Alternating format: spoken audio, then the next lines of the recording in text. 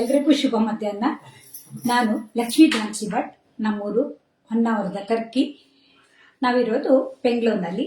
ನಾನಿವತ್ತು ಅಮೂಲ್ ಕನ್ನಡ ಪೇಜ್ಗಾಗಿ ಲೈವ್ ಅಲ್ಲಿ ಅಮೂಲ್ ಪ್ರಾಡಕ್ಟ್ ಅನ್ನು ಉಪಯೋಗಿಸಿ ಹಲಸಿನ ಹಣ್ಣಿನ ಕಡುಬು, ಹಾಗೆ ಅದೇ ಹಿಟ್ಟಿನಿಂದ ದೋಸೆ, ಎಸಳು ಇವೆಲ್ಲವನ್ನ ಯಾವ ರೀತಿಯಾಗಿ ಆರೋಗ್ಯಕರವಾಗಿ ಮಾಡಬಹುದು ಅನ್ನೋದನ್ನ ತೋರಿಸ್ತಾ ಇದ್ದೀನಿ.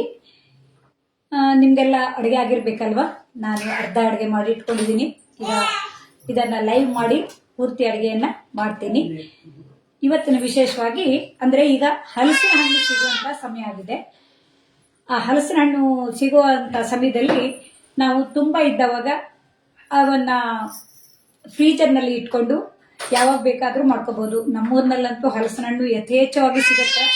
ಆ ಹಲಸಿನ ಹಣ್ಣ ಉಪಯೋಗಿಸ್ಕೊಂಡು ನಾವು ಅನೇಕ ರೀತಿಯ ಅಡುಗೆಗಳನ್ನ ಮಾಡ್ತೀವಿ. ನಮ್ಮವರಿಗೆಲ್ಲ ಈ ಅಡುಗೆ ಗೊತ್ತು. ಆದ್ರೆ ಎಷ್ಟೋ ಮಂದಿಗೆ ಇಲ್ಲಿ ಬೆಂಗಳೂರಿನಲ್ಲಿ ಇರೋರಿಗೆ ಅಥವಾ ಇನ್ನೂ ಅನೇಕ ಗೆಳತಿಯರಿಗೆಲ್ಲ ಇದು ಹೊಸದಾಗಿರುತ್ತೆ. ಹಾಗಾಗಿ ಇದನ್ನ ಅಮೂಲ್ ಪ್ರಾಡಕ್ಟ್ ನಲ್ಲಿ ನಾವು ಯಾವ ರೀತಿಯಾಗಿ ಮಾಡ್ತೀವಿ ಅನ್ನೋದನ್ನ ಹಂಚ್ಕೋತಾ ಇದ್ದೀನಿ. ಹಲಸಿನ ಹಣ್ಣು ತುಂಬಾ ಸಿಹಿಯಾಗಿರುತ್ತೆ. ಒಂದು ವೇಳೆ ಸಪ್ಪೆಯಾಗಿದ್ರು ಸಹ ಅದನ್ನ ಸಿಹಿಯಾಗಿ ನಾವು ಬೆಳಗಿನ ತಿಂಡಿಗೆ ಅಥವಾ ಮಧ್ಯಾಹ್ನದ ಮೇಲೆ ಚಹಾ ತಿಂಡಿ ಜೊತೆಗೆ ಮಾಡೋದನ್ನ ತೋರಿಸ್ತಾ ಇದ್ದೀನಿ. ಅದಕ್ಕೆ ಏನೇನು ಸಾಮಗ್ರಿ ಬೇಕು ಅನ್ನೋದನ್ನ ನೋಡೋಣ. ನಾನಿಲ್ಲಿ ಅಮೂಲ್ ಆರ್ಗ್ಯಾನಿಕ್ ಸೋನಾ ಮೊಸರನ್ನ ತಗೊಂಡು 1 ಲೋಟ ಆಗುವಷ್ಟು ನೀರಿನಲ್ಲಿ ನೆನೆಸ್ಕೊಂಡಿದ್ದೀನಿ. ಹಾಗೆ ಅದಕ್ಕೆ ಸಿಹಿಗಾಗಿ ಅಮೂಲ್ ಆರ್ಗ್ಯಾನಿಕ್ ಶುಗರ್ ಅಂದ್ರೆ ಆರ್ಗ್ಯಾನಿಕ್ ಸಕ್ಕರೆಯನ್ನ ತಗೊಂಡಿದ್ದೀನಿ. ಹಾಗೆ ಅದ್ರ ತಿನ್ನೋಕೆ ಅಮೂಲ್ ತುಪ್ಪ ಅಥವಾ ಅಮೂಲ್ ಬಟರ್ ಇದ್ರೆ ತುಂಬಾ ರುಚಿಯಾಗಿರುತ್ತೆ. ಯಾವುದೇ ಸಿಹಿ ತಿಂಡಿಗೆ ತುಪ್ಪ ಅಥವಾ ಬೆಣ್ಣೆ ತುಂಬಾ ರುಚಿಯಾಗಿರುತ್ತೆ. ಹಾಗಾಗಿ ಅಮೂಲ್ ತುಪ್ಪ ಮತ್ತು ಬೆಣ್ಣೆಯನ್ನ ಉಪಯೋಗಿಸ್ಕೊಂಡಿದ್ದೀನಿ. ಇದನ್ನ ಮಾಡೋ ವಿಧಾನವನ್ನ ಹೇಳ್ತೀನಿ. ಇದಕ್ಕೆ ಹೇಳಿದನಲ್ಲ, ನನ್ನ ಮೊಮ್ಮಗಳು ತುಂಬಾ ಗಲಾಟೆ ಮಾಡ್ತಾ ಇದ್ದಾಳೆ. ನಾನಿಲ್ಲಿ ನಿಂತ್ಕೊಂಡು ಮಾತಾಡ್ತಾ ಇದ್ದೀನೆಲ್ಲ ಕರ್ಕೊಂಡಿಲ್ಲ ಅಂತೇಳಿ. ಅದಕ್ಕಾಗಿ ನಾನಿಲ್ಲಿ ಅಮೂಲ್ ಅಕ್ಕಿಯನ್ನ ಒಂದು 4-5 ಗಂಟೆಗಳ ಕಾಲ ನೆನೆಸ್ಕೊಂಡಿದ್ದೀನಿ. ಅಂದ್ರೆ ನಾನಿವತ್ತು 12 ಗಂಟೆ ಮಾಡ್ತಾ ಇದ್ದೀನಲ್ಲ, ಅದಕ್ಕಾಗಿ ಬೆಳಿಗ್ಗೆ ಎದ್ದು ಕೂಡ 7-7:30 ಹೊತ್ತಿಗೆ ಅಕ್ಕಿಯನ್ನ ತೊಳೆದ್ಬಿಟ್ಟು ನೀರಿನಲ್ಲಿ ನೆನೆಸಿಟ್ಕೊಂಡಿದ್ದೀನಿ. ಈ ನೆನೆಸಿದ ಅಕ್ಕಿ ಬೇಕು. ಹಾಗೆ ಅದಕ್ಕೆ ಹಲಸಿನ ಹಣ್ಣಿನ ತೊಳೆಯನ್ನ ನಾನಿಲ್ಲಿ ರುಬ್ಬೋಕೆ ಮತ್ತೆ ಈ ಸಣ್ಣದಾಗಿ ಇಟ್ಕೊಂಡಿದ್ದೀನಿ.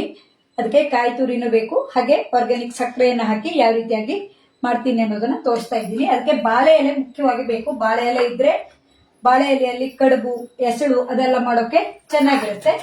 ಈಗ ಇದನ್ನ ರುಬ್ಕೊಳ್ಳೋಣ. ಸಂಗೀತ ಪ್ರವೀಣ್ ಮತ್ತು Veerarekha Kataria. Thank you. Hello ಹೇಳಿದೆ. ನೀವು ಹಲೋ ಅಂದಿದ್ದೀರಾ. Thank you. ನಾನಿವತ್ತು ಸ್ವಲ್ಪ ಗಡಿಬಿಡಿಯಲ್ಲಿ ಮೊಮ್ಮಗಳ ಜೊತೆಗೆ ಮಾಡ್ತಾ ಇದ್ದೀನಿ. ಈ ಅಕ್ಕಿಯನ್ನ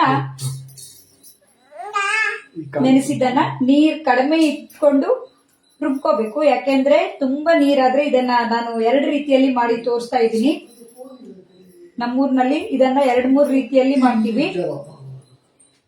ನಾನು ಈಗ ಮಾಡ್ತಾ ಇರೋದಕ್ಕೆ ದಕ್ಷಿಣ ಕನ್ನಡದಲ್ಲಿ ಸ್ವಲ್ಪ ಭಿನ್ನವಾಗಿ ಮಾಡ್ತಾ, ಅದಕ್ಕೆ ಗೆಣಸಲೆ ಅಂತಾರೆ.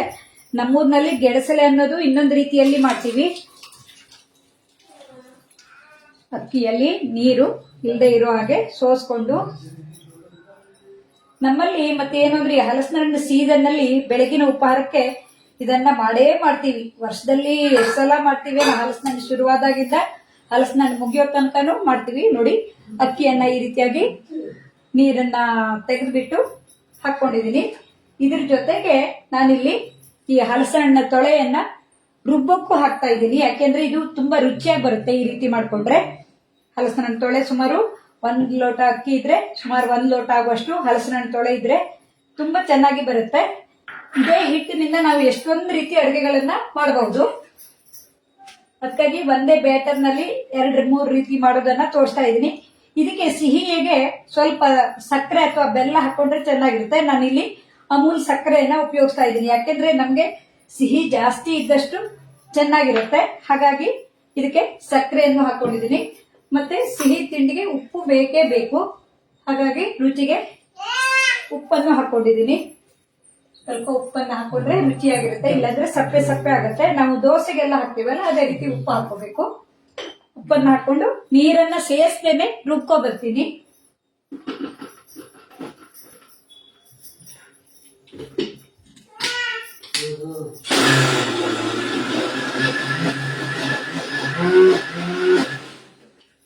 ನೀರು ಹಾಕದೇ ಇದ್ರೆ ಅದು ಮಿಕ್ಸಿ ತಿರ್ಗೋದಿಲ್ಲ. ಹಾಗಾಗಿ ಸ್ವಲ್ಪ ನೀರನ್ನು ಹಾಕೋತಾ ಇದ್ದೀನಿ.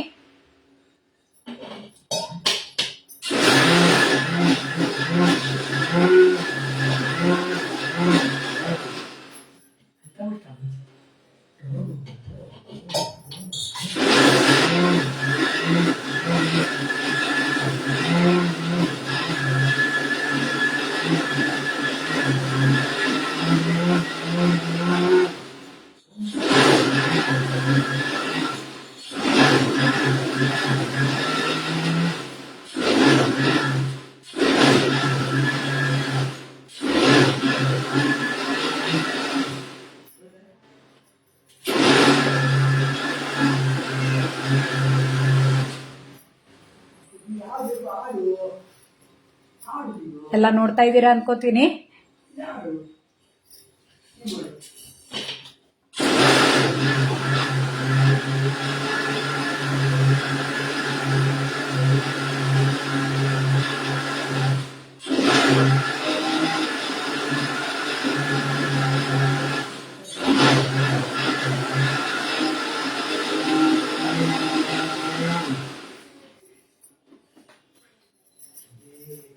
ನೋಡಿ ರುಬ್ಬಿ ಆಯ್ತು. ಆದಷ್ಟು ಕಡಿಮೆ ನೀರಿನಲ್ಲಿ ನುಣ್ಣಗಾಗುವಂತೆ ರುಬ್ಕೋಬೇಕು. ಕಾಣ್ತಾ ಇದೆ ಅಲ್ವಾ? ನೋಡಿ ಈ ರೀತಿ ನುಣ್ಣಗೆ ರುಬ್ಕೊಂಡು ನಾನು ಅಕ್ಕಿ ನೆನೆಸಿಟ್ಟ ಪಾತ್ರೆಗೆ ಹಾಕೋತಾ ಇದ್ದೀನಿ. ನೋಡಿ ಇಷ್ಟು ದಪ್ಪನಾಗಿದ್ರೆ ಸಾಕು. ನಾವು ಇದೇ ಹಲಸಿನಣ್ಣ ತೊಳೆಯನ್ನ ಉಪಯೋಗಿಸ್ಕೊಂಡು ಇಡ್ಲಿಯನ್ನು ಮಾಡ್ತೀವಿ, ಸುಟ್ಟೇವ್ ಮಾಡ್ತೀವಿ.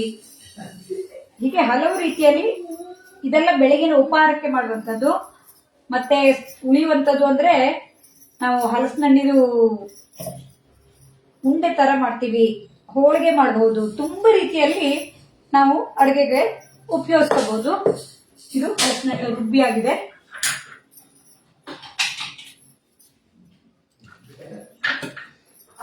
ಈ ಹಿಟ್ಟು ನಮಗೆ ಹಚ್ಚೋಕೆ ರೆಡಿ ಇದೆ. ಅಂದ್ರೆ ನಾವು ಬಾಳೆ ಎಲೆಯಲ್ಲಿ ಹಚ್ಚಬೇಕು.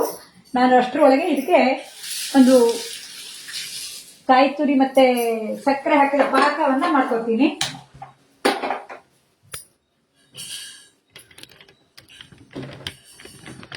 ನೋಡಿ ಈ ಕಡೆ ಇದೆ.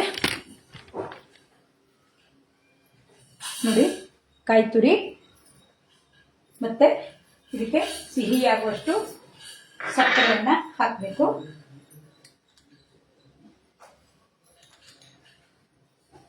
ಸುಮಾರು 2-3 ಚಮಚ ಹಾಕೊಂಡ್ರೆ ಸರಿಯಾಗಿರುತ್ತೆ. ಸ್ವಲ್ಪ ನೀರನ್ನ ಬೆರೆಸೋಣ. ನಾನು ಇದಕ್ಕೆ ನೀರು ಬೆರೆಸೋಕೆ ಈ ಮಿಕ್ಸಿ ತೊಳೆದ ನೀರನ್ನೇ ಸ್ವಲ್ಪ ಹಾಕೊತೀನಿ. ಯಾಕೆಂದ್ರೆ ಸಕ್ಕರೆ ಪಾಕ ಆಗ್ಬೇಕು. ಸಕ್ಕರೆ ಮತ್ತೆ ಕಾಯಿ ತುರಿ ಸೇರಿ ಒಂದು ಪಾಕ ರೆಡಿ ಆಗ್ಬೇಕು.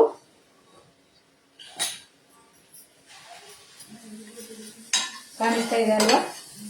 ಮೊಮ್ಮಗಳು ಹಠ ಮಾಡ್ತಾ ಇರೋದ್ರಿಂದ ಮನೆಯವರು ಆಚೆ ಇದ್ದಾರೆ. ಹಾಗಾಗಿ ನಾನು ಸ್ಟ್ಯಾಂಡ್ ಅನ್ನ ಇಟ್ಕೊಂಡು ಮಾಡ್ತಾ ಇರುವಂತದ್ದು. ಸ್ವಲ್ಪ ದೂರ ಆಗಿದೆ ಅನ್ಸುತ್ತೆ.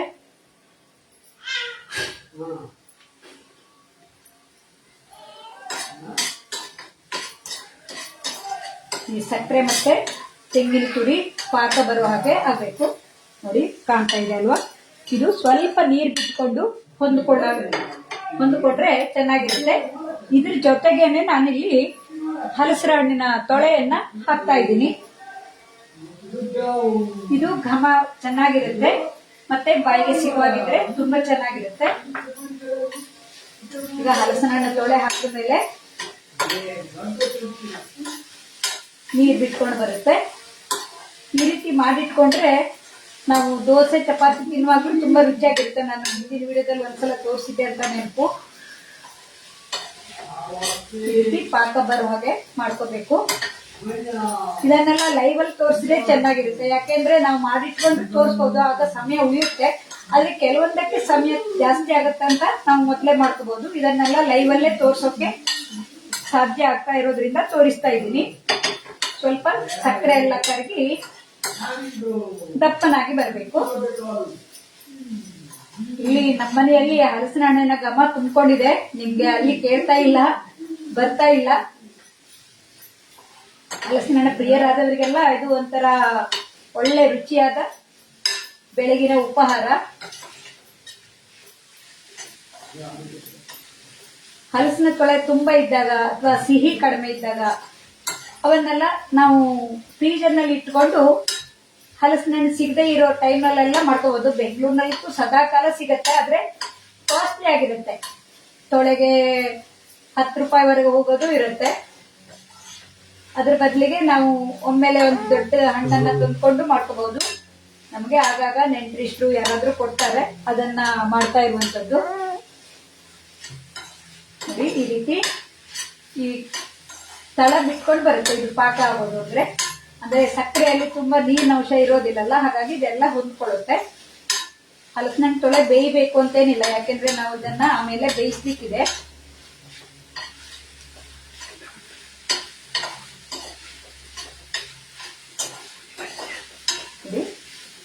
ಈ ರೀತಿ ಮಾಡಿಕೊಂಡು ಇದನ್ನ ಕೆಳಗಿಟ್ಕೋತೀನಿ. ಹಾಗೆ ನಾನಿಲ್ಲಿ 2 ರೀತಿ ಮಾಡ್ತಾ ಇದ್ದೀನಿ. ಇದನ್ನ ದೋಸೆ ಕಾವಲಿಯಲ್ಲಿ ಹಚ್ಚಬೇಕು. ಹಾಗಾಗಿ ದೋಸೆ ಕಾವಲಿನ ಬಿಸಿಗಿಟ್ಕೋತೀನಿ. ಹೆಸಳು ಅಂತ ಮಾಡ್ತೀವಿ, ಮತ್ತೆ ಕಡುಬು ಅಂತ ಮಾಡ್ತೀವಿ. ನಾನು ಮತ್ತೆ ದೋಸೆ 3 ರೀತಿದು ಒಂದೇ ಸಲ ಮಾಡೋಕೆ ನಾನು ಪ್ರಯತ್ನ ಮಾಡ್ತಾ ಇದ್ದೀನಿ. ನೋಡಿ ಇದು ಈ ರೀತಿಯಾಗಿ ಬಂದಿದೆ, ಕಾಣಿಸ್ತಾ ಇದೆ ಅಲ್ವಾ? ಈ ರೀತಿಯಾಗಿ ಬಂದಿದ್ದನ್ನ ನಾನಿಲ್ಲಿ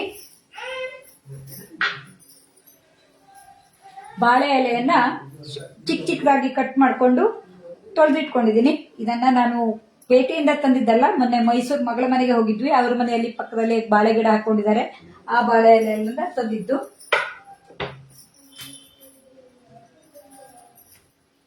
ಈ ಬಾಳೆ ಎಲೆಗೆ ಈ ಹಿಟ್ಟನ್ನ ಹಚ್ಚಬೇಕು. ಈ ಬಾಳೆ ಎಲೆ ಮೇಲೆ ದೋಸೆ ಹಚ್ಚಿದಂಗೆ ಹಚ್ಚಬೇಕು.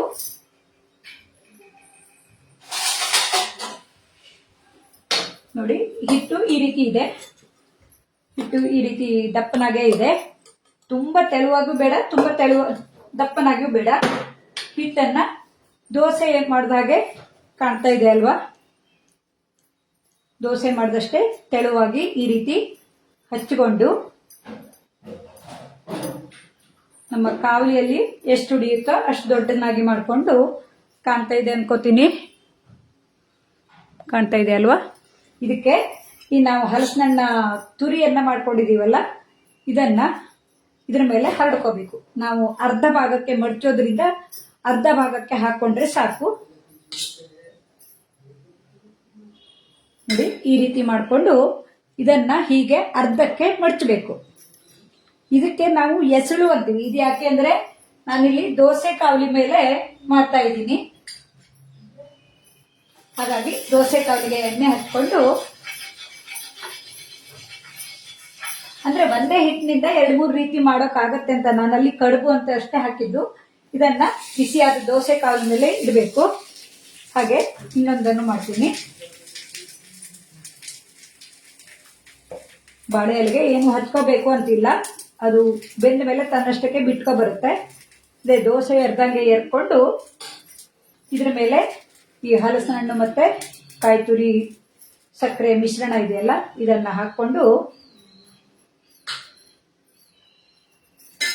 ಅರ್ಧಕ್ಕೆ ಮಡಚಿ ನಾವು ಇದ್ರ ಮೇಲೆ ದೋಸೆ ಕಾವಲಿ ಮೇಲೆ ಇಡಬೇಕು. ಇದಕ್ಕೆ ಬೇಕಿದ್ರೆ ಮುಚ್ಚಿಕೊಂಡು ಇಟ್ಕೊಂಡ್ರೆ ಬೇಗ ಬೇಯುತ್ತೆ. ನಾನು ಇನ್ನೊಂದು ರೀತಿಯಲ್ಲಿ ಮಾಡೋಕೆ, ಕಡುಬನ್ನ ಮಾಡೋಕೆ ಈ ಇಡ್ಲಿ ಪಾತ್ರೆಯನ್ನ ಬಿಸಿಗಿಟ್ಕೊಂಡಿದ್ದೀನಿ. ಇಡ್ಲಿ ಪಾತ್ರೆಯನ್ನ ಸಣ್ಣ ಉರಿಯಲ್ಲಿ ಇಟ್ಟಿದ್ದೀನಿ, ಕಾದಿದೆ. ಇದನ್ನು ಅಷ್ಟೇ ನಾವು 2-3 ರೀತಿಯಲ್ಲಿ ಮಾಡಬಹುದು. ಇದನ್ನು ದೋಸೆ ಹಾಗೆ ಎರ್ಕೊಂಡು ಇದಕ್ಕೆ ಈ ಕಾಯಿ ಸುಳಿ ಮತ್ತೆ ಸಕ್ಕರೆ ಮತ್ತೆ ಕಾಯಿ ತುರಿ ಅಂತೀವಿ. ಕಾಯಿ ಸುಳಿ ಅನ್ನೋದು ನಮ್ಮ ಭಾಷೆಯಲ್ಲಿ.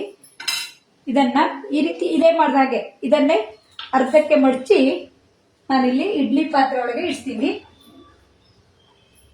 ನಾನು ತೋರ್ಸೋಕೆ ಎರಡನ್ನಷ್ಟೇ ಮಾಡ್ತಾ ಇದ್ದೀನಿ, ಯಾಕೆಂದ್ರೆ ತುಂಬಾ ಸಮಯ ತಗೊಳ್ಳೋದು ಸರಿಯಲ್ಲ. ಎಲ್ಲರೂ ಅಡಿಗೆಯಲ್ಲಿ ಇದರಲ್ಲಿ ಬ್ಯುಸಿ ಆಗಿರ್ತೀರಾ. ಲೈವ್ ಅಲ್ಲಿ ಬಂದು ನೋಡಿ ಸಹಕಾರ ಕೊಡ್ತಾ ಇದ್ದೀರಾ, ತುಂಬಾ ಖುಷಿ ಆಗತ್ತೆ. ನೋಡಿ ಈ ರೀತಿ ದೋಸೆ ತರ ಏರ್ಕೊಂಡು ಇದ್ರ ಒಳಗಡೆ ಹಲಸಿನ ಹಣ್ಣಿನ ಮಿಶ್ರಣವನ್ನು ಹಾಕಿ ಕಾಣ್ತಾ ಇದೆ ಅನ್ಕೋತೀನಿ. ಕಾಣ್ತಾ ಇದೆ ಅಲ್ವಾ?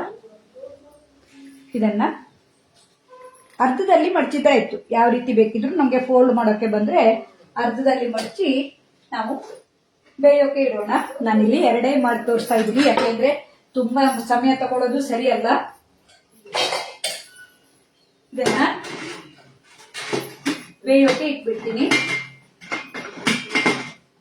ಇಡ್ಲಿ ಪಾತ್ರೆ ಇಲ್ಲಾಂದ್ರೆ ನೀವು ಸ್ಟೀಮರ್ ಇದ್ರು ಅದರಲ್ಲೂ ಬೇಯಿಸ್ಕೋಬಹುದು. ತುಂಬಾ ಮಾಡೋದಿದ್ರೆ ಇಡ್ಲಿ ಪಾತ್ರೆ ಅಥವಾ ಕುಕ್ಕರ್ ನಲ್ಲೂ ಬೇಯಿಸ್ಕೋಬಹುದು. ಕುಕ್ಕರ್ ನಲ್ಲಿ ವೇಟ್ ಹಾಕ್ದಾನೆ ಬೇಯಿಸ್ಬೇಕು. ದೊಡ್ಡ ಉರಿಯಲ್ಲಿ ಬೇಯಿಸೋಕೆ ಇಡ್ತೀನಿ. ಇದು ನೋಡಿ, ನಾನಿಲ್ಲಿ ದೋಸೆ ಕಾವಲಿಯಲ್ಲಿ ಇಟ್ಟಿದ್ದು ಬೆಂದಿದ್ದು ಗೊತ್ತಾಗೋದು ಅಂದ್ರೆ ಒಂದ್ ಕಡೆ ಈ ಬಾಳೆ ಎಲೆಲ್ಲ ಬಾಡ್ತಾ ಬರುತ್ತೆ ನೋಡಿ. ಅದನ್ನ ನೀವು ಎಕ್ಸ್ಪರ್ಟ್ ಇದ್ರೆ ಅಷ್ಟೇ ಕೈಯಿಂದ ಮಗ್ಸಿ, ಇಲ್ಲಾಂದ್ರೆ ಖಾಲಿ ಸೌಟದಿಂದ, ಖಾಲಿ ಸಕ್ಕುಗ ಅಂತೀವಿ, ಅದರಲ್ಲಿ ಕೌಚಿ ಹಾಕ್ಬಹುದು. ಇದನ್ನ ಕೆಂಪಗಾಗೋ ತನಕ ಬೇಯಿಸ್ಕೋಬೇಕು, ಇಲ್ಲಾಂದ್ರೆ ಒಳಗಡೆ ಬೇಯೋದಿಲ್ಲ. ಇಲ್ಲೆಲ್ಲ ಹಲಸಿನ ಹಣ್ಣಿನ ಘಮ ತುಂಬಿಕೊಂಡಿದೆ. ರಿಯಲಿ ನೈಸ್ ರೆಸಿಪಿ ಅಂತ ಹೇಳಿದೀರಾ. ಮಮತಾ ನಿರಂಜನ್ ಅವರು ಬಂದಿದ್ದಾರೆ, ಇವತ್ತು ಫಸ್ಟ್ ಟೈಮ್ ಬಂದಿದ್ದಾರೆ. ಇವರು ಒಳ್ಳೆ ಅಡುಗೆ ಎಕ್ಸ್ಪರ್ಟ್. ಅವರು ಇನ್ನು ಲೈವ್ ಅಲ್ಲಿ ಮಾಡಿಲ್ಲ. ಈಗ ಇದೆಲ್ಲ ಬೇಯೋ ತನಕ ನಾನು ಮಾತಾಡ್ತಾ ಇರ್ತೀನಿ. ಅಂದ್ರೆ ಹಲಸಿನ ಹಣ್ಣಿನ ಬಗ್ಗೆ ಹೇಳ್ತಾ ಇದ್ದೀನಿ ನೋಡಿ. ನಾವು ಹಲಸಿನ ಹಣ್ಣಿನ ತೊಳೆಯನ್ನ ತೆಗೆದ ನಂತರ ಬೀಜವನ್ನ ಎಸಿಬಾರದು. ಬೀಜದಿಂದ ಹಲವಾರು ರೀತಿಯ ಅಡುಗೆಗಳನ್ನ ಮಾಡಬಹುದು. ಈಗಾಗಲೇ ಅಮೂಲ್ ಲೈವ್ ನಲ್ಲೂ ತುಂಬಾ ಮಂದಿ ತೋರಿಸಿದ್ದಾರೆ. ಇದನ್ನ ಹೊರಗಿನ ಸಿಪ್ಪೆಯನ್ನ ತೆಗೆದು ಜಜ್ಜಿಟ್ಟು ಫ್ರೀಜರ್ ನಲ್ಲಿ ಇಟ್ಕೊಂಡ್ರೆ ವರ್ಷಗಟ್ಲೆ ಇರುತ್ತೆ. ಅದನ್ನ ನಾವು ಆಲೂಗಡ್ಡೆ ತರ ಅಥವಾ ಬೇರೆ ತರಕಾರಿ ತರ ಉಪಯೋಗಿಸಿದ್ರೆ ತುಂಬಾ ರುಚಿಯಾಗಿರುತ್ತೆ ನೋಡಿ. ಇದು ಬೆಂದು ಬಂದ್ರೆ ಬಾಳೆ ಎಲೆಯಿಂದ ಬಿಟ್ಕೊಡುತ್ತೆ. ಇದಕ್ಕೆ ನಾವು ಎಸಳು ಅಂತೀವಿ ನೋಡಿ. ಎಷ್ಟು ಸುಲಭವಾಗಿ ಬಿಟ್ಕೊ ಬರುತ್ತೆ. ಆದ್ರೆ ಬಾಳೆ ಎಲೆ ಘಮ ತುಂಬಾ ಚೆನ್ನಾಗಿರುತ್ತೆ. ಇದನ್ನ ನಾವು ದೋಸೆ ತರನು ಮಾಡ್ಬೋದು, ಮಾಡಬಾರ್ದು ಅಂತಲ್ಲ. ಆದ್ರೆ ಬಾಳೆ ಎಲೆ ಘಮ ಇದ್ರೆ ಅಡುಗೆಗೆ ರುಚಿ ಜಾಸ್ತಿ, ಆರೋಗ್ಯಕರವಾಗಿರುತ್ತೆ. ಈ ರೀತಿ ಚೆನ್ನಾಗಿ ಬೇಯಬೇಕು. ಬಾಳೆ ಎಲೆಯಿಂದ ತೆಗೆದ ಮೇಲೆ ನಾವು ಬೇಕಿದ್ರೆ ತುಪ್ಪವನ್ನು ಹಾಕಿ ಬೇಯಿಸ್ಕೋಬಹುದು. ಯಾವುದೇ ಅಡುಗೆ ಮಾಡುವಾಗ ನಮ್ ಲೈವ್ ಅಲ್ಲಿ ಏನಾದ್ರೂ ತಪ್ಪು ಒಪ್ಪುಗಳಿದ್ರೆ ಗೊತ್ತಾಗುತ್ತೆ. ಏನಾದ್ರೂ ತಪ್ಪುಗಳಿದ್ರೆ ನೀವು ಕಮೆಂಟ್ ನಲ್ಲಿ ಹೇಳಿದ್ರೆ ನಮ್ ಜೊತೆ ಯಾರಾದ್ರೂ ವಿಡಿಯೋ ಮಾಡೋರಿದ್ರೆ ಅಥವಾ ನಾವೇ ಆಚೆ ಬಂದು ನಮ್ಮ ತಪ್ಪುಗಳನ್ನ ಸರಿ ಮಾಡ್ಕೋಬಹುದು. ಮಾಡುವಾಗ ತಪ್ಪು ಒಪ್ಪುಗಳು ಹಾಗೇ ಆಗ್ತವೆ ಯಾವುದೇ ಅಡುಗೆ ಮಾಡುವಾಗ. ಯಾಕೆಂದ್ರೆ ಅಡುಗೆಯಲ್ಲಿ ಎಷ್ಟೋ ರೀತಿಯ ಅಡುಗೆಗಳಲ್ಲಿ ಹದ ತಪ್ಪುವ ಸಂಭವ ಇರುತ್ತೆ. ಎಷ್ಟೇ ಎಕ್ಸ್ಪರ್ಟ್ ಇದ್ರೂನು ಹಲವು ರೀತಿಯ ತಪ್ಪುಗಳಾಗುವಂತ ಸಂಭವ ಇದ್ದಾವಾಗ ನಾವು ತಿದ್ಕೊಳ್ಳೋಕ್ಕೂ ಅನುಕೂಲ ಆಗತ್ತೆ. ಹಾಗೆ ಹಲಸಿನ ಹಣ್ಣಿನಲ್ಲಿ ಏನೆಲ್ಲ ಮಾಡ್ತೀರಿ ಅನ್ನೋದನ್ನು ಹಂಚ್ಕೊಳ್ಳಿ. ಯಾಕೆಂದ್ರೆ ಇದು ಹಲಸಿನ ಹಣ್ಣಿನ ಸೀಸನ್ ಈಗ ಕೆಲವು ಕಡೆ ಮುಗಿತಾ ಬಂದಿದೆ. ಆದ್ರೆ ಬೆಂಗಳೂರಿನಲ್ಲಿ ಮೊದಲೇ ಹೇಳಿದಂಗೆ ಇನ್ನು ನಡೀತಾ ಇದೆ. ನಾನು ಹತ್ತಿರದಿಂದ ಇನ್ನೂ ತೋರಿಸ್ತೀನಿ ನಿಮಗೆ.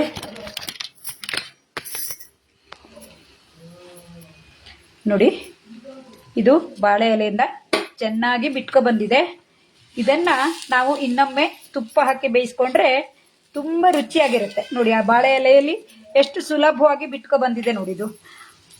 ಆಮೇಲೆ ಕಾವಲಲ್ಲಿ ಇರುವಾಗ ಸ್ವಲ್ಪ ಉರಿಯನ್ನ ಸಣ್ಣದಾಗಿ ಇಟ್ಕೊಳ್ಳಿ. ಯಾಕೆಂದ್ರೆ ತುಂಬಾ ಉರಿ ಇದ್ರೆ ಅದು ನಾವು ಕಚ್ಚೋದು ಅಂತೀವಿ, ಅಂದ್ರೆ ಚೆನ್ನಾಗಿ ಕರಟಿ ಹೋಗುವಂತ ಸಂಭವ ಇರುತ್ತೆ. ಹಾಗಾಗಿ ಆ ರೀತಿ ತುಂಬಾ ಉರಿಯನ್ನ ದೊಡ್ಡದಾಗಿ ಮಾಡ್ಕೋಬೇಡಿ.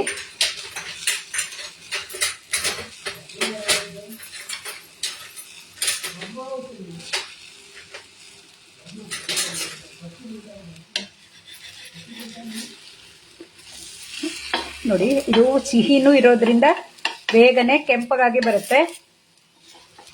ಇದು ಈಗಾಗಲೇ ಬೆಂದಿದೆ, ಆದ್ರೆ ಇನ್ನು ಕೆಂಪಗಾಗಿ ಬಂದ್ರೆ ತುಂಬಾ ರುಚಿಯಾಗಿರುತ್ತೆ.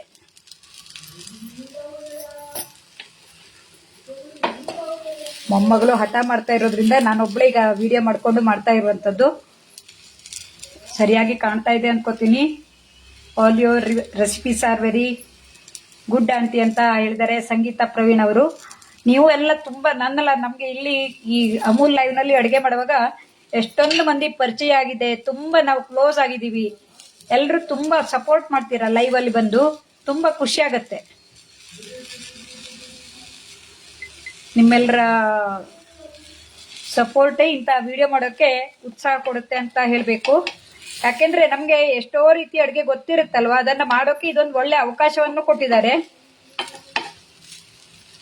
ಇದನ್ನ ತುಂಬಾ ದಪ್ಪನಾಗಿ ಮಾಡ್ಕೊಂಡ್ರೆ ಬೇಯೋದು ಕಷ್ಟ ಆಗತ್ತೆ. ಹಾಗಾಗಿ ತುಂಬಾ ದಪ್ಪನಾಗಿ ದೋಸೆ ತರ ಮಾಡ್ಕೋಬಾರ್ದು. ಸಣ್ಣ ಉರಿಯಲ್ಲಿ ಮಾಡ್ಕೊಂಡ್ರೆ ಹೀಗೆ ಕೆಂಪಗಾಗಿದ್ರು ತುಂಬಾ ರುಚಿಯಾಗಿ ಬರುತ್ತೆ. ಇಲ್ಲಿ ನಾನು ಇದರಲ್ಲಿ ಇಡ್ಲಿ ಪಾತ್ರೆ ಇಟ್ಟಿದ್ದನ್ನ ಇದು ಬೇಯ್ತಾ ಇದೆ. ಇದಕ್ಕೆ ಕಡುಬು ಅಂತೀವಿ ಈ ಇಡ್ಲಿ ಪಾತ್ರೆಯಲ್ಲಿ ಬೇಯಿಸಕ್ಕೆ. ಹಾಗೆ ಇಡ್ಲಿಗೆ ನಮ್ಮಲ್ಲಿ ಉಬ್ಬ ಅಂತ, ಹಲಸಿನಣ್ಣು ಉಬ್ಬ ಅಂತೇಳಿ ಹೇಳ್ತಾರೆ. ನಾನು ಇದನ್ನ ಸ್ಟೇಟಸ್ ಅಲ್ಲಿ ಹಾಕೊಡೋದು ನೋಡಿ ನಮ್ಮ ಖಾಯಂ ವೀಕ್ಷಕ ಗಣೇಶ್ ಅವರು ಹಾಕಿದ್ರು, ಹಲಸಿನಣ್ಣು ಉಬ್ಬ ಮಾಡ್ತಾ ಇದೀಯಾ ಅಂತ. ಹಲಸಿನಣ್ಣು ಉಬ್ಬ ಅಂತಲೂ ಹೇಳ್ತೀವಿ, ಅದಕ್ಕೆ ಇಡ್ಲಿಗೆ ಹೆಚ್ಚಾಗಿ ಉಬ್ಬ ಅಂತೇಳಿ ಹೇಳೋದು ಜಾಸ್ತಿ. ನಾನು ಕಾವಲಿಯನ್ನ ದೋಸೆ ಸೊಟ್ಟದನ್ನ ಎಲ್ಲೋ ಇಟ್ಕೊಂಡ್ ಬಿಟ್ಟಿದ್ದೀನಿ. ಕೈಯಲ್ಲಿ ಮೊಬೈಲ್ ಇರೋದ್ರಿಂದ ತರ್ಲಿಕ್ಕೆ ಆಗ್ತಾ ಇಲ್ಲ, ಹಾಗಾಗಿ ಚಾಕುನಿಂದ ಮಾಡ್ತಾ ಇದ್ದೀನಿ.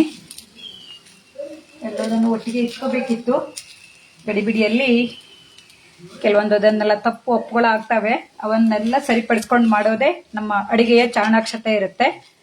ಇದು ಈಗ ಚೆನ್ನಾಗಿ ಬೆಂದಿದೆ.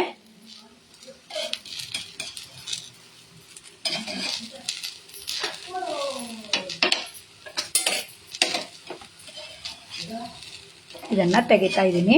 ಅಂದ್ರೆ ಇದು ಚೆನ್ನಾಗಿ ಬೆಂದಿದೆ. ಇದು ಅಕ್ಕಿ ಹಿಟ್ಟು ದೋಸೆ ತರ ಆಗಿ ಚೆನ್ನಾಗಿ ಬೆಂದಿರುತ್ತೆ.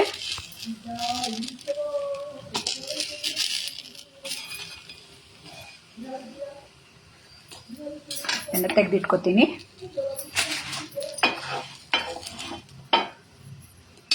ಈಗ ಇದೇ ಕಾವಲಿಯಲ್ಲಿ ದೋಸೆಯನ್ನು ಮಾಡಿ ತೋರಿಸ್ತಾ ಇದ್ದೀನಿ. ದೋಸೆ ಕಾವಲಿಗೆ ಸ್ವಲ್ಪ ಎಣ್ಣೆಯನ್ನು ಹಚ್ಕೋಬೇಕು. ಅಂದರೆ ಒಂದೇ ಹಿಟ್ಟಿನಿಂದ ನಾವು 2-3 ರೀತಿ ಮಾಡ್ಕೋಬಹುದು ಅಂತ. ಇದಕ್ಕೂ ಅಷ್ಟೇ ಉರಿಯನ್ನು ಸಣ್ಣದಾಗಿ ಇಟ್ಕೊಂಡು ಇದೇ ದೋಸೆ ಹಿಟ್ಟನ್ನು ಹಾಕ್ಕೊಂಡ್ರೆ ನೋಡಿ, ಇದಕ್ಕೆ ಸ್ವಲ್ಪ ನೀರು ಬೇಕಾಗತ್ತೆ. ಯಾಕೆಂದರೆ ನೋಡಿ ಇದು ದಪ್ಪನಾಗಿದೆ ಹಿಟ್ಟು, ಇದಕ್ಕೆಲ್ಲ ಸ್ವಲ್ಪ ದಪ್ಪನಾಗಬೇಕಾಗಿತ್ತು. ಮತ್ತು ಈ ಹಿಟ್ಟಿನ ಇದು ಅಂದರೆ ಹುಳಿ ಬರಬೇಕಾಗಿಲ್ಲ, ಇದು ತಾಜಾ ಆಗಿಂದಾಗಲೇ ಮಾಡುವಂಥದ್ದು. ಇದಕ್ಕೆ ಬೇಕಾದ್ರೆ ರುಚಿ ಹೆಚ್ಚೋಕೆ ನಾವು ಮಧ್ಯದಲ್ಲಿ ಈ ಹಲಸಿನ ಹಣ್ಣಿನ ಪಾಕ ಮಾಡ್ಕೊಳ್ತೀವಲ್ಲ, ಸಕ್ಕರೆ ಮತ್ತೆ ಕಾಯಿ ತುರಿ, ಹಲಸಿನ ಹಣ್ಣು ತೊಳೆ ಹಾಕಿದ್ದು ಇದನ್ನು ಹಾಕೋಬಹುದು.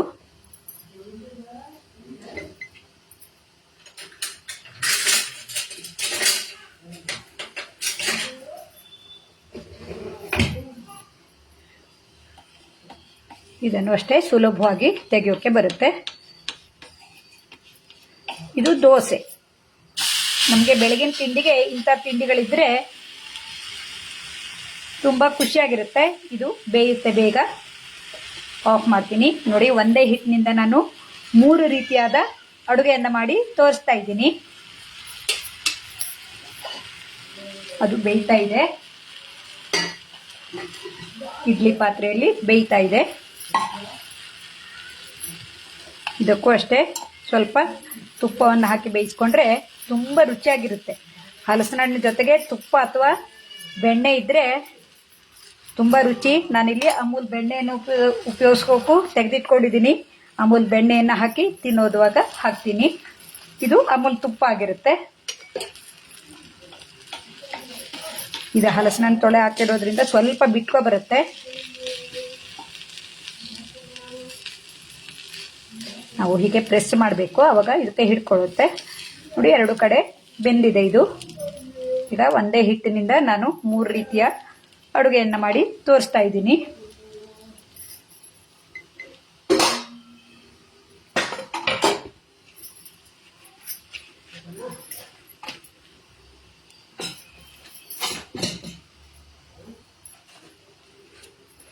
ಹಲಸಿನ ಹಣ್ಣಿನ ಎಸಳು ಮತ್ತು ಹಲಸಿನ ಹಣ್ಣಿನ ದೋಸೆ ಮತ್ತು ಹಲಸಿನ ಹಣ್ಣಿನ ಕಡುಬು 3 ರೀತಿದು. ನೋಡಿ, ನಾನಿಲ್ಲಿ ಹಲಸಿನ ಹಣ್ಣು ದೋಸೆಯನ್ನು ತೆಗೆದೆ. ಹಾಗೆ ಈಗ ಹಲಸಿನ ಹಣ್ಣು ಕಡುಬು ಬೇಯ್ತಾ ಇದೆ. ಸಿಹಿಯಾಗಿರುವಂತಹ ಇಂತಹ ತಿಂಡಿಗಳನ್ನು ನೀವು ಮಾಡಿರಬಹುದು. ನಮ್ಮಲ್ಲಿ ಪ್ರತಿ ದಿವಸ ಅಂದರೆ ಹಲಸಿನ ಹಣ್ಣು ಇರುವಾಗ ಮಳೆ ಮಾಡ್ತೀವಿ. ನಿಮಗೂ ಇದು ಖುಷಿಯಾಗಿರ್ಬೋದು ಅಂತ ಅನ್ಕೋತೀನಿ. ನೀವೆಲ್ಲ ಲೈವಲ್ಲಿ ಬಂದು ಪ್ರೋತ್ಸಾಹ ನೀಡ್ತಾ ಇದ್ದೀರಾ. ಇದು ಈಗಾಗಲೇ ಬೆಂದಿರುತ್ತೆ. ಒಮ್ಮೆ ಮುಚ್ಚಳ ತೆಗೆದು ನೋಡ್ತೀನಿ. ನೋಡಿ, ಇದು ಬೆಂದಿದೆಯಲ್ಲ ಗೊತ್ತಾಗೋದು ಅಂದರೆ ಬಾಳೆ ಎಲೆ ಬಾಡ್ಕೊಂಡಿರುತ್ತೆ. ಎರಡೇ ಮಾಡಿರೋದ್ರಿಂದ ಬೇಗ ಬೆಂದಿರುತ್ತೆ. ನಾನು ಉರಿಯನ್ನು ಆಫ್ ಮಾಡ್ತೀನಿ. ಉಳಿದ ಹಿಟ್ಟನ್ನು ಆಮೇಲೆ ಮಾಡ್ಕೊಳ್ತೀನಿ. ಯಾಕೆಂದರೆ ನೋಡಿ, ಇದು ಬಾಳೆ ಎಲೆ ಸುಲಭವಾಗಿ ಈ ರೀತಿ ಬಿಟ್ಕೊ ಬಂದರೆ ಬೆಂದಿದೆ ಅಂತ ಅರ್ಥ. ಸ್ವಲ್ಪ ಬಿಸಿ ಇದೆ, ನಿಧಾನವಾಗಿ ತೆಕ್ಕೊಳ್ತೀನಿ. ನೋಡಿ, ಬಾಳೆ ಎಲೆಯಿಂದ ಸುಲಭವಾಗಿ ಬಿಡಿಸೋಕೆ ಬಂದರೆ ನಮಗೆ ಅದು ಬೆಂದಿದೆ ಅಂತಲೇ ಅರ್ಥ. ಎಕ್ಸ್ಪರ್ಟ್ ಇದ್ದವ್ರು ಮಾತ್ರ ನಾವು ಈ ರೀತಿ ಬಿಸಿಯಿಂದ ತೆಗಿತೀವಿ. ಎಲ್ರಿಗೂ ಹೀಗೆ ತೆಗೆಯೋಕ್ಕೆ ಕಷ್ಟ ಆಗುತ್ತೆ. ನಾನು ಇವತ್ತು ಅನಿವಾರ್ಯತೆಗಾಗಿ ಇದನ್ನೆಲ್ಲ ಮಾಡಿ ತೋರಿಸ್ತಾ ಇದ್ದೀನಿ. ನೋಡಿ, ಇದರಲ್ಲಿ ಈಗ ಈ ಹಿಟ್ಟು ಬೆಂದು ಬಂದಿದೆ. ನೋಡಿ, ಈ ರೀತಿ ಬೆಂದು ಬಂದಿದೆ. ಇದನ್ನು ನಾವು 4 ಮಡಿಕೆಯಲ್ಲೂ ಮಾಡ್ಕೋತೀವಿ. ಇದನ್ನು ತಿನ್ನೋಕೆ ನಾನಿಲ್ಲಿ ಅಮೂಲ್ ಬೆಣ್ಣೆಯನ್ನು ಹಾಕ್ಕೊಳ್ತೀನಿ.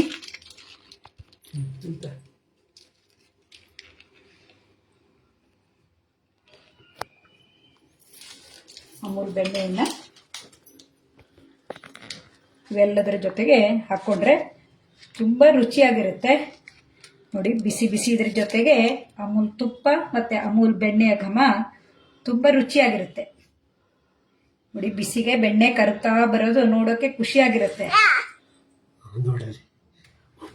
ಬಿಸಿ ಬಿಸಿ ಬಿಸಿ ಬಿಸಿ ಕಡುಬಿನ ಜೊತೆಗೆ ಬೆಣ್ಣೆ ಅಥವಾ ತುಪ್ಪ ಇದ್ರೆ ಸ್ವರ್ಗ ಸ್ವರ್ಗ ಅಂತೀವಿ ನಾವು.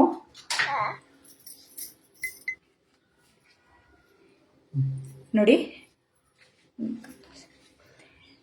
ಹಲಸಿನ ಹಣ್ಣಿನ ಇದಕ್ಕೆ ಕಡುಬು ಅಂತೀವಿ. ಇದು ಕಾವಲಿಯಲ್ಲಿ ಮಾಡಿರೋದಕ್ಕೆ ಎಸಳು ಅಂತೀವಿ.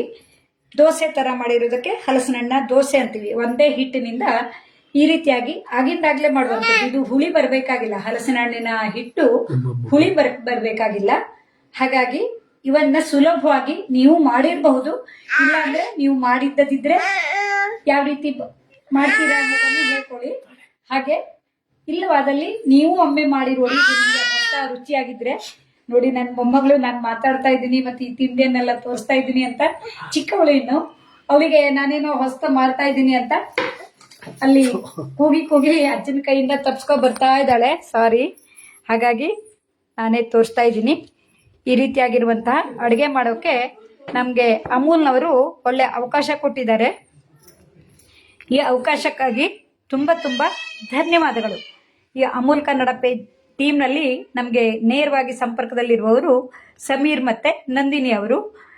ಇಂತಹ ಒಳ್ಳೆ ಅವಕಾಶ ಕೊಟ್ಟು ನಮಗೆ ಗೊತ್ತಿರುವಂಥದ್ದು, ನಾವೇನು ಅಡುಗೆ ಎಕ್ಸ್ಪರ್ಟ್ ಅಂತಲ್ಲ, ದಿನನಿತ್ಯ ಮಾಡುವಂಥ ಅಡುಗೆಯನ್ನೇ ನಾವು ತೋರಿಸ್ತಾ ಇರುವಂಥದ್ದು. ಇದನ್ನು ಮಾಡೋಕ್ಕೆ ಒಂದು ಅವಕಾಶ ಕೊಟ್ಟಿದ್ದಾರೆ, ಲೈವಲ್ಲಿ ಮಾಡೋಕ್ಕೆ. ಅದು ಅಮೂಲ್ ಪ್ರಾಡಕ್ಟ್ ಉಪಯೋಗಿಸಿ ನಾವು ದಿನನಿತ್ಯ ಮಾಡುವ ಅಡುಗೆಯನ್ನು 4 ಮಂದಿಗೆ ತೋರಿಸೋದು ಅಂದ್ರೆ ತುಂಬ ಖುಷಿಯಾಗಿರುತ್ತೆ. ಯಾವಾಗಲೂ 4 ಗೋಡೆ ಮಧ್ಯದಲ್ಲಿ ಮನೆಯವರಿಗಷ್ಟೇ ಊಟಕ್ಕೆ ಹಾಕಿರ್ತೀವಿ ಅಥವಾ ನೆಂಟರು ಬಂದಾಗ ಬಡಿಸ್ತೀವಿ. ಆದರೆ ಅಡುಗೆ ಮಾಡೋದನ್ನು ಸಂಪೂರ್ಣವಾಗಿ ತೋರಿಸುವಂಥ ಇಂಥ ಅವಕಾಶ ನಮಗೆ ಒಳ್ಳೆ ಅವಕಾಶ ಆಗಿರುತ್ತೆ. ಮೌತ್ ವಾಟರಿಂಗ್ ಡಿಶ್ ಅಂತ ಹೇಳಿದಿರಾ, ರಮ್ಯಾ ಗೌರೀಶ್ ಅವರು ಸೂಪರ್ ವಾವ್ ಅಂತ ಹೇಳಿದಿರಾ. ಇಲ್ಲೆಲ್ಲ ಸಂಗೀತ ಪ್ರವೀಣ್ ಅವರು, ಮಮತಾ ನಿರಂಜನ್, ರೇಖಾ ಕಟಾರಿಯಾ, ತುಂಬ ಮಂದಿ ನೀವೆಲ್ಲ ಬಂದು ಸಪೋರ್ಟ್ ಮಾಡ್ತಾ ಇರೋದಕ್ಕೆ ಇದು ನಮಗೊಂದು ಹೆಮ್ಮೆಯ ವಿಷಯ. ಯಾಕೆಂದರೆ ನಮ್ಮ ಲೈವನ್ನು ನೋಡ್ತಾ ಇದ್ದಾರೆ. ಇದನ್ನು ಲೈವಲ್ಲಿ ನೋಡ್ಲಿಕ್ಕೆ ಆಗದಿಲ್ಲ ಅಂದರೂ ಆಮೇಲೂ ನೋಡ್ಬೋದು. ಇಂಥ ಒಳ್ಳೆ ಅವಕಾಶಕ್ಕಾಗಿ ಅಮೂಲ್ ಕನ್ನಡ ಪೇಜ್ನವರಿಗೆ ಧನ್ಯವಾದವನ್ನು ಹೇಳ್ತಾ, ಹಾಗೆ ಲೈವಲ್ಲಿ ಬಂದು ಸಹಕರಿಸಿದ ಆಮೇಲೂ ಬಂದು ನೋಡುವವರಿಗೆಲ್ಲರಿಗೂ ಧನ್ಯವಾದ ಹೇಳ್ತಾ ಈ ವಿಡಿಯೋವನ್ನು ಮುಗಿಸ್ತಾ ಇದ್ದೇನೆ. ಥ್ಯಾಂಕ್ ಯು ಎಲ್ರಿಗೂ.